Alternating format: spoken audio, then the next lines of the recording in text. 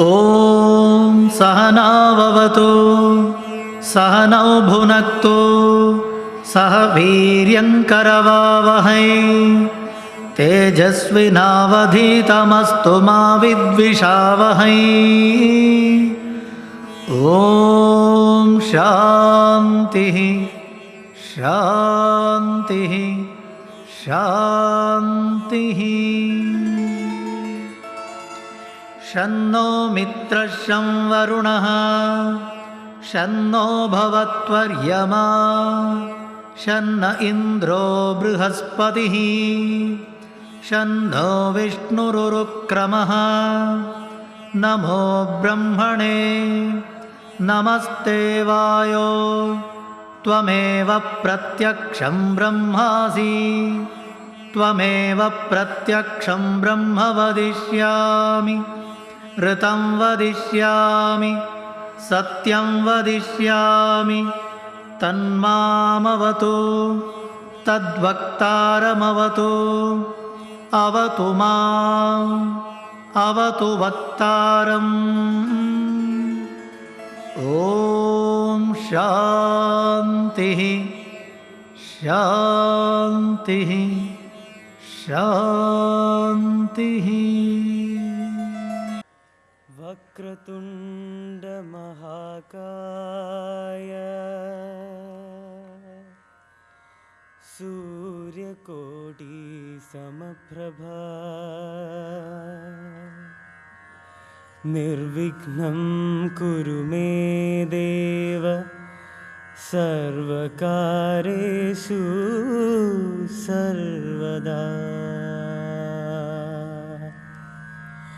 Onkar प्रधानारूप गणेशाचे Onkar प्रधानारूप गणेशाचे। Chancellor sir, I request you to declare the convocation open. I declare the convocation open.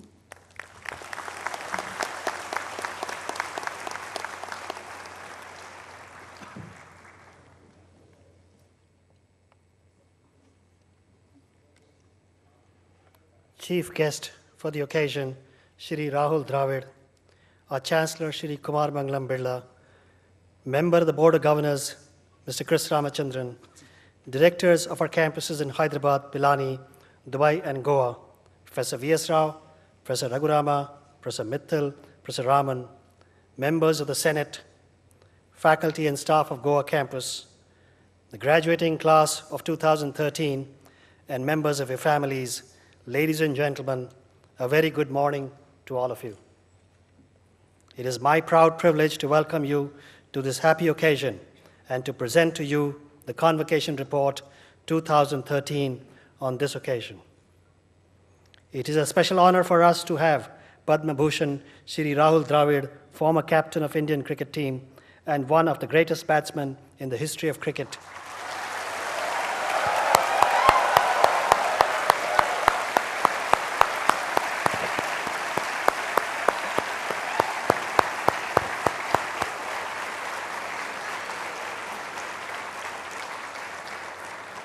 It is a special honor for us to have you, sir, as our chief guest for the convocation in Goa. We are deeply indebted to you, Mr. Dravid, for readily accepting our invitation. I will now present the report on BITS-Pilani and its 4 campuses taken together. The report highlights its achievements while bringing out its future plans and the challenges BITS-Pilani faces going forward. Professor Raman, director of the Goa campus, will present a report that is specific to the Goa campus.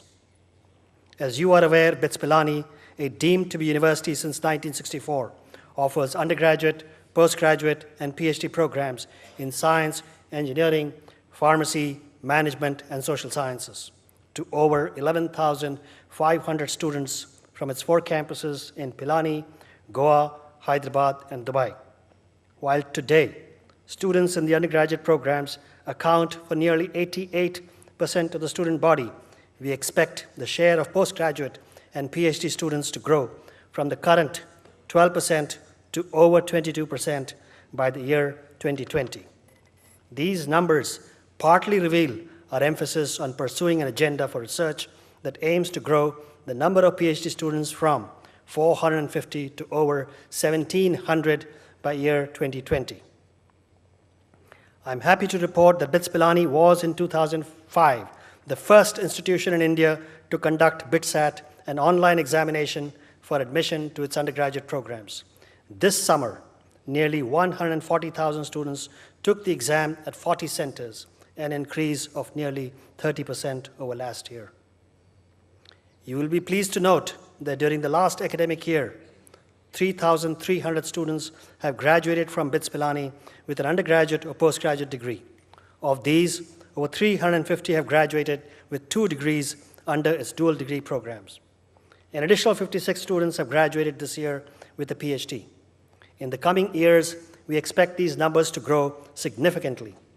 By the year 2020, the number of students completing an undergraduate or postgraduate degree is expected to surpass 3,800, and those graduating with a PhD should exceed 200. You're perhaps aware of BITS's pioneering role in running academic programs for working professionals in partnership with industrial organizations.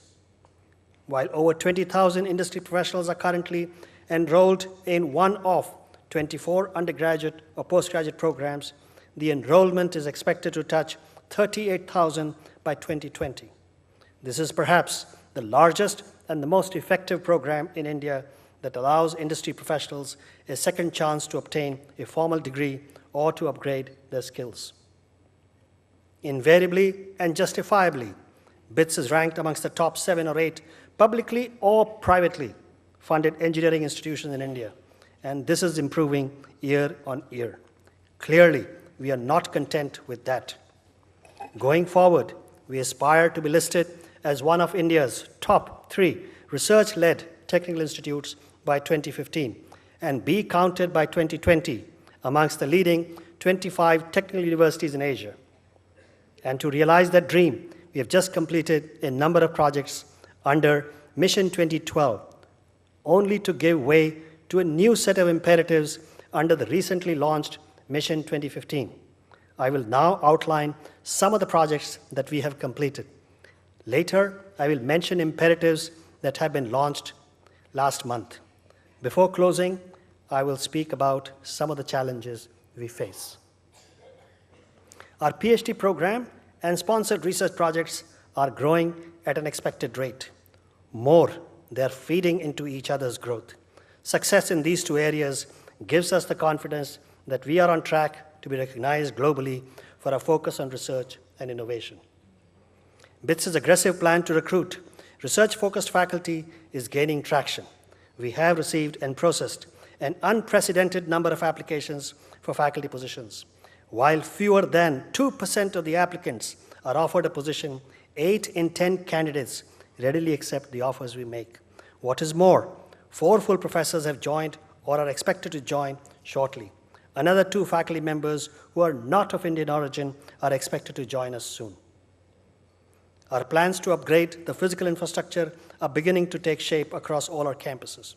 Project Parivartan in Pilani campus envisages an investment of over 650 crore rupees to renovate or expand housing for students, housing for faculty, and other academic areas. Similar projects for expanding our capacity in Hyderabad and Goa campuses are on the anvil. I cannot help but share with you the successful opening of the multi-crore, state-of-the-art, high-definition video conferencing facility that connects conference rooms and lecture classrooms across our campuses. Using this facility, not only does our faculty teach classes across our campuses, the leadership is now able to better engage with faculty across our campuses. I will now turn my attention to the 7 imperatives that we have taken up as part of Mission 2015. I will, however, speak about only 2 of them, which to my mind are game changers. Technology enablement is a major game changer for us. Over the last 9 years, we have already seen that in the context of BITSAT. In the last 6 months, we have reaped rich dividends from the high-definition video conferencing facility across our campuses. Now that the implementation of ERP is nearing completion, we can see how ERP will impact transparency, efficiency, and speed in the way we do things. Going forward, we will develop and deliver digital content as a substitute for large format lecture classes to address issues of quality and scale of our on-campus and off-campus programs. For a country with a growing economy and growing aspirations, this is possibly the only way to educate or train the growing number of young men and women. BITS aspires to be a leader in this area. The second imperative for BITS is applied research and innovation, but one that addresses the very many and serious problems faced by the diverse population in this country. We have therefore decided to give impetus to interdisciplinary research by setting aside funds to establish a Center for Excellence in Water Management, Waste Management, and Energy Management. Faculty and students from across disciplines and across campuses are expected to compete for funds that this center will make available, while also seeking research grants from government agencies and industry. These projects and programs are part of a larger plan to grow the student body significantly over the next decade, while transforming BITS into one of India's finest science and technology institutions. I must pause here and speak about the growing set of challenges that limit the growth of our universities, particularly those that are independent and not publicly funded. While there are many, I will focus on 3 challenges only. These relate to 1, induction and retention of research-focused faculty. 2, creation of lab infrastructure to support research or innovation. 3, and a growing, less than accurate assessment of the role that independent universities such as ours play in higher education. Having seen an explosive growth in the number of colleges that offer undergraduate or postgraduate programs in science and engineering, we've also witnessed a huge decline in standards of education to the point that a majority of graduates in science and engineering are unemployable. To a large extent, the prime reason is lack of motivated and talented faculty. Therefore, BITS has assigned the highest priority to recruiting the best talent available in the world. Today, across its 4 campuses, BITS has over 600 faculty members, resulting in a student-to-faculty ratio of 18 students to 1 faculty member. Given our experience over the last 2 years, we are confident of hiring and retaining faculty that excels in both teaching and research, enough to achieve a ratio of 13:1 by year 2020. This, together with greater use of technology, will result in our faculty having more time to engage in research or innovation. Funding to create lab infrastructure that is necessary to support research is the other challenge we face.